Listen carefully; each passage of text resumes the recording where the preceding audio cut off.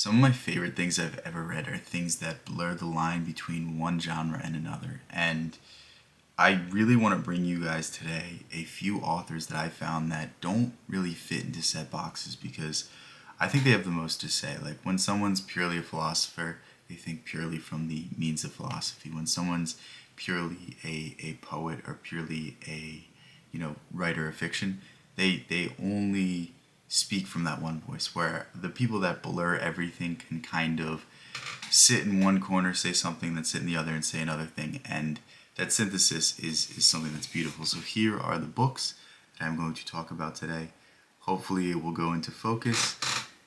I don't know if it went into focus or not, but hopefully you guys saw that. But yeah, the first book I have is Walden by Henry David Thoreau. And the reason that I put this on the list is, unfortunately Thoreau didn't write too much. Thoreau kind of died. I wouldn't say super young. I think he was like 40 something. But basically, I think he died before he really came into his own as an author. And he was also somewhat weird in the sense that it seems to me like he'd be perfectly happy only writing Walden and only having Walden published. He seems like that kind of guy, the classic transcendentalist that doesn't need anything except his own company.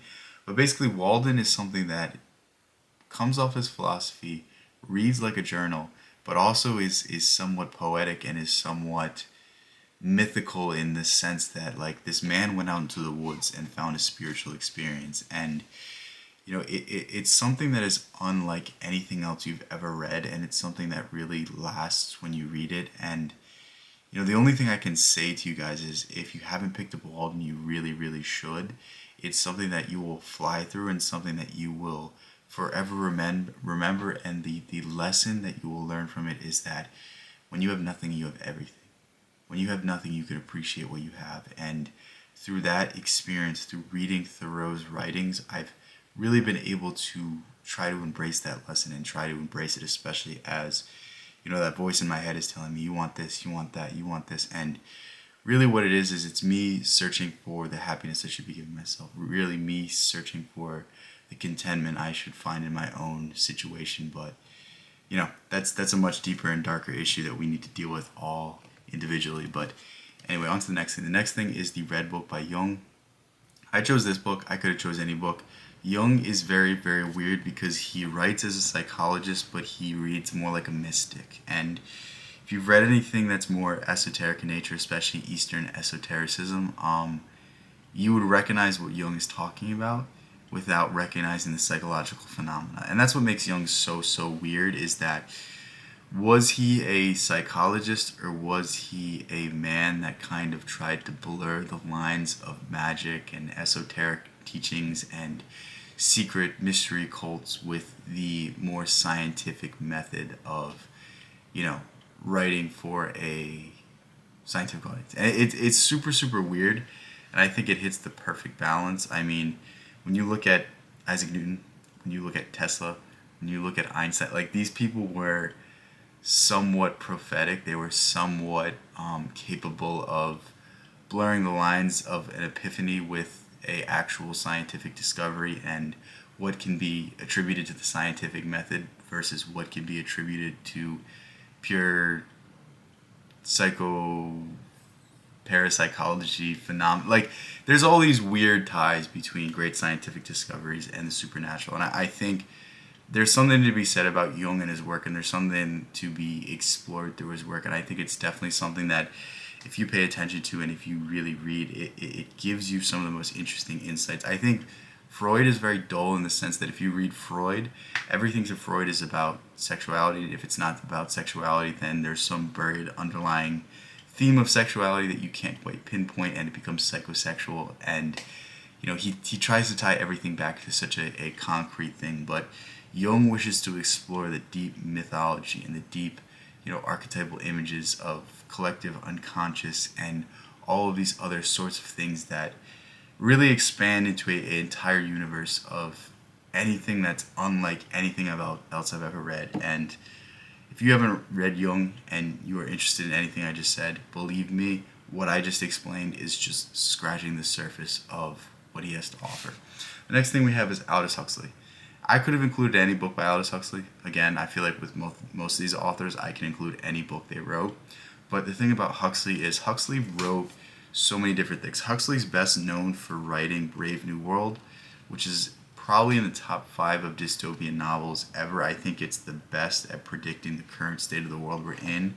Um, if you haven't read Brave New World, it's basically the idea of subversion. Basically, the idea that everyone has become so comfortable that they love their chains, that they love their slavery, that they don't even recognize that they don't live a full life, they don't live a real human existence, and they're so distracted that they can't even, smell the roses, they can't even look around and see the state of affairs and the state of unhappiness. And, interesting enough, Huxley wrote Brave New World in the 30s, well before the commodification of, you know, antidepressants, and now it seems like everybody's on them, and it seems like everybody's trying to bury their head in the sand like an ostrich and avoid the realities of life. And it's weird how well he predicted the depression and the insanity and the cope and the levels of distraction that people would have to go to hide from their actual existence. But anyway, Huxley is someone that I don't know how to describe him aside from when he was in his 50s, he wanted to have a spiritual experience. So instead of going and meditating, instead of going on a retreat, he decided to take a lot of mescaline, which is the synthetic form of peyote, and basically had this experience that led him to write this book. And what this book is basically about is how when he was on these chemicals, when he was on these drugs, his perception changed and his perception altered about the world. And once his perception altered about the world, he was able to see things in a new light. And when he returned to the normal state of the world, he was forever changed because he had seen the other side. He had seen the world through a different light. And when you see the world through a different light, then you see things differently. And it really goes to the individual nature of our reality, the individual nature of what we appear to see. Think about somebody who, when something goes wrong, they're a very avid Christian. They're like, the devil did this, the devil did that. Versus somebody who's an atheist, they're like, well, the world is just evil. The world is just pure chaos and pure chance, and only the strong survive. Think of the judge from Blood Meridian, like that sort of mindset. And Huxley's somebody that covers spiritual topics. He covers social issues. He covers philosophy. Another great work he wrote was The Perennial Philosophy. And honestly, everything I've read by him is so deep and so insightful that I think he is truly one of the masters at his craft, and he's truly an author that you cannot pin down. And that's something I really, really love about him, is that he was willing to be wrong. He was willing to leave things open-ended. He was willing to recognize where his own perception failed and when the perception of someone else altered what was observed. And again, you can read anything by Huxley. I think Brave New World's a must-read. Doors of Perception, super, super interesting. Perennial Philosophy is amazing. Island is also a must-read. That's really his answer to Brave New World after he went out on his journey of self-discovery. But overall, Huxley is one of the most interesting and most compelling authors that you can read. And the most interesting thing about Huxley would probably have to be his journey in his writings, because his writings start off very similar to other stuff of the time, but by the end of his life, when he's writing Island, when he's writing his final work and is really his magnum opus to his entire life, it's so different and so unique and so weird and out there. So definitely something that's worth reading if any of these things interested you. The next thing we have is Ulysses by James Joyce. Again, I could choose anything by James Joyce. James Joyce is someone that really can't be pinned down. If you wanted to pin down James Joyce, then just think of the way we think in our heads. So like James Joyce, in essence, what he tries to do is he tries to recapture human consciousness and make it as if you were his protagonist.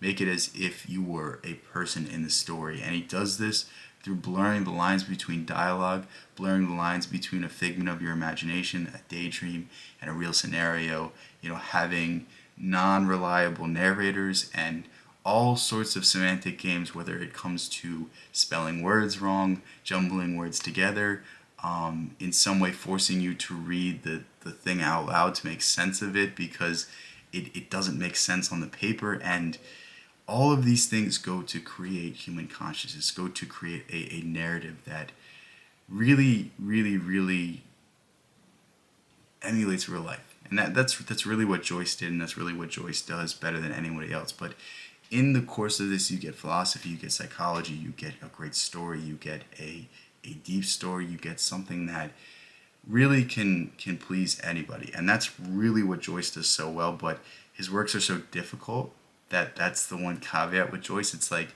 it's not a walk in the park to go read James Joyce. It's not a walk in the park to read Ulysses. And there are certain parts of it that are super confronting. There are certain parts of it that are very real. And some people I don't think like that. Some people I think like these stories that are wrapped up in a nice tight bow and really everything is resolved. But in truth, the work of Ulysses is a man who is literally knowing his wife is having an affair and him going throughout the day to kind of come to grips with that and kind of understand it. And there's no resolution in the end.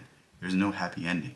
But there is some cathartic moment where there's an acceptance. And it's weird because, most of the narratives we read are about some highborn, established hero or this or that, somebody that's worthwhile. But James Joyce chose to write about everyday people because he believed that everyday lives were just as interesting as the princes and the kings, if not more, because they had to deal with more. And it's something that you really see in Ulysses, and it's something that you really see in all of Joyce's writings. The last thing we have is the Illuminatus trilogy by Robert Anton Wilson. This is something I've been meaning to pick up. This is really the only physical copy of any Robert Anton Wilson book I have, and that's why I'm sharing this one. But Robert Anton Wilson is super weird because I don't know how to pin him down. He's very much like Huxley in the sense that he's so skeptical that he doesn't believe in anything. And this is really where his genius comes from. He has several quotes that I think I'll share just to kind of explain who he is, what he represents, and what he stands for.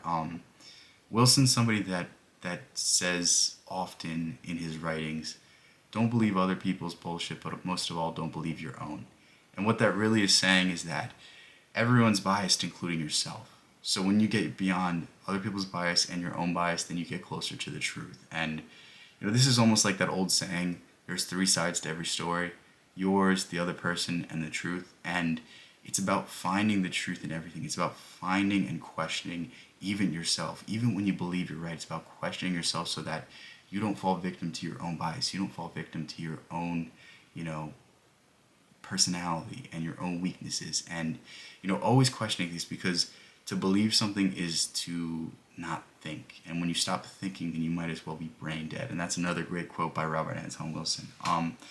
The last quote I'll share with him is really how he crafts his narratives. And it's the quote, what the thinker thinks, the prover proves. And what this basically means is that we have confirmation bias. We believe the world to be as we see it. And what we see is purely directed by our mind. So again, I'll use the same example I used earlier for congruence, but somebody that believes that the devil causes all evil in the world will start to see signs of the devil. They'll start to see, depictions of the devil in media. They'll start to see depictions of the devil at a concert or this or that, and they'll be like, see, it's the Satanist. It's like the whole idea of the satanic panic. It's your mind will see more of what you want to see, and it's the same thing in the inverse. It's the same thing as the people that are like, oh, it's one big cabal, it's this, it's that. It's like, you see whatever you want to see. You pick and choose the details. They're all there. It's just, do you perceive them? Have you ever, seen someone that's super obsessed with astrology and, 99% of their predictions might be wrong, but they get one right and they cling on to that. And it's that idea. It's that whatever we choose to see, we see more of. And it's super, super compelling. And he plays with these semantic games. He plays with the imperfections of the brain, and he really crafts a super compelling narrative. I've never read any of his fiction. I've really been meaning to, but his philosophy and his psychology is so interesting that it's definitely worth exploring. I really urge you to pick up the Cosmic Trigger series, Prometheus Rising, and this is going to be the next things I read, and I really can't wait to. I've heard great things about this, but I've seen the length of this, and I'm like, once I start reading it, I know I'm not going to be able to put it down, so that's why I've not picked it up. But with that said, these are 5 authors that I think blend the genres and I think are very well worth your time because they have interesting things to say and they don't say only one thing. They take things from all aspects of life, and when you take things from all aspects of life, you can pull from your experiences from a more encompassing area. And I think that's really the problem of today. The problem of today is that everyone's so specialized that they don't know anything outside of their own fields, and this is what's led to architecture being so ugly. Think about the Renaissance painters, think about the Renaissance architecture.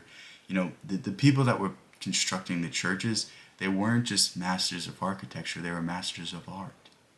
So they could understand something that would be geometrically perfect, but also aesthetically pleasing. And it's like, that's the problem with today. We have these over-engineered products that are over-engineered in one sense, but not over-engineered in another. And it's when we can pull our experiences from different avenues. It's when we're a master of more than just one thing, and these things can become synergized, and they become something that creates better things. And that's why I'll always advocate you guys to read. That's why I'll always advocate for you guys to educate yourself, because it's one thing to have a trade. It's one thing to have a skill. It's one thing to be classically educated in one thing.